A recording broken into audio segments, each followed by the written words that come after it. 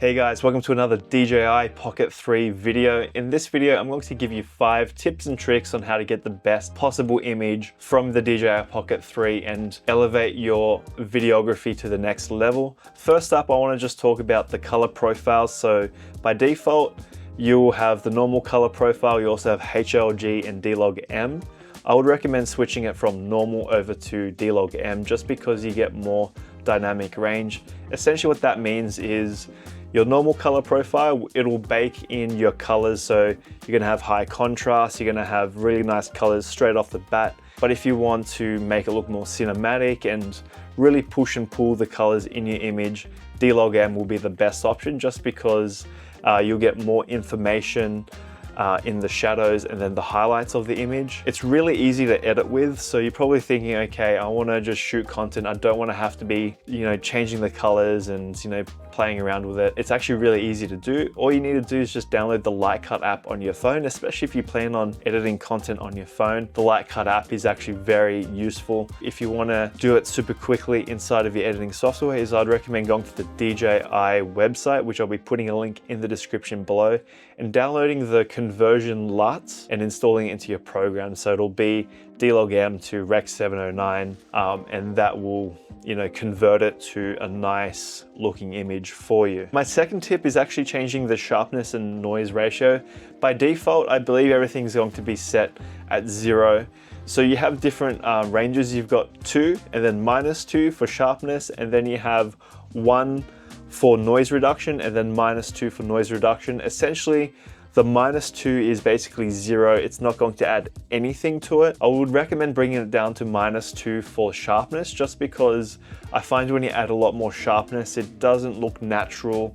So when you bring it down to -2, you're essentially making it look sharp in focus, but you don't have that sort of filter sharpness effect applied to it, because essentially you want it to look natural. As long as you have everything in focus, it would still look nice. So with noise reduction, if you bring it down to -1, a lot of other people like to bring it down to -1. The reason why it's good to bring it down to -1 is because you want to have a little bit of noise reduction. You don't want to put too much on, because you can either do that yourself. If you were to bring the noise reduction all the way up, you tend to lose details in your image. So we want to add just a little bit onto it, just so the blacks, the shadows are actually looking nice and clean. All right, my tip number 3 is changing your frame rates. So normally when productions are shooting on, that sort of cinematic look, it is 24 frames. Now, a lot of people like to shoot in 30 frames, 60 frames, 50 frames. You can do that. It gives you more of a documentary, realistic sort of feel. But if you want to get that sort of cinematic feel, I would actually recommend changing over to 24 frames. Now, I am currently here in Australia, and we tend to, for production sort of stuff, we actually shoot in 25 frames, which is close to 24 frames. And if I were to shoot slow-mo stuff or stuff that I think I might be using for slow-mo, I'll double that up to 50 frames, so then I can do half speed on a 25 frame timeline. So if I wanted to shoot slow motion stuff, I'll just go over to the slow motion setting and just shoot, in 100 frames on there already in slow motion. It just won't record audio. My tip number 4 is switching from automatic settings all the way to manual. Honestly, if you're shooting outdoors, you can actually get away with automatic exposure, automatic color, temperatures. But if you want to make it look more professional, I would recommend switching it over to manual and learning the manual settings, just because you get a consistent image. And usually when you're a professional videographer, professional camera person, you want to keep things consistent. You don't want the camera adjusting exposure and color temperature for you. Tip number 5 is learning camera movements.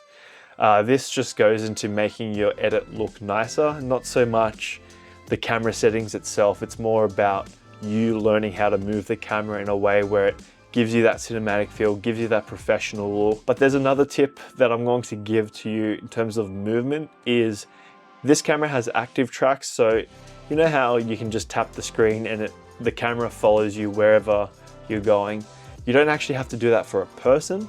You can actually do that on certain objects, so it'll detect different objects. So for example, this statue that I shot a little bit earlier, I just double tapped the screen and it just kept it centered.